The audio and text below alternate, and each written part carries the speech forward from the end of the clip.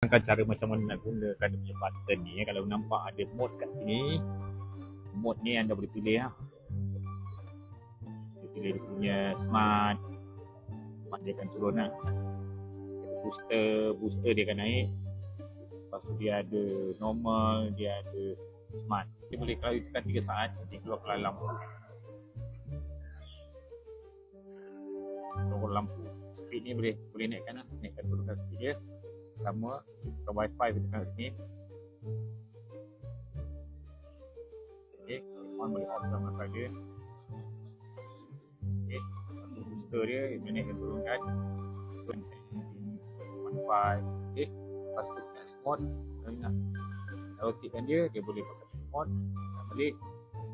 Okay, lepas tu energy check. Kalau kita tekan energy check, kita nampak energy check kat sini.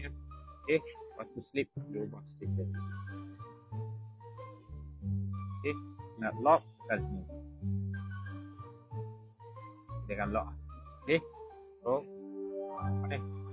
Kita boleh ke saat dia boleh guna lah. Okay, kalau kita off, dia akan turun. Dia akan turun lah. Okay, itu cara guna dia. Tapi unit ni memang bagus lah. Fantastic untuk kalau you ada masalah dengan allergic ataupun budak-budak ada masalah nafasan dalam rumah, udara, ni bagus pun. Dia punya filter dia H13 memang power lah unit ni dekat rumah.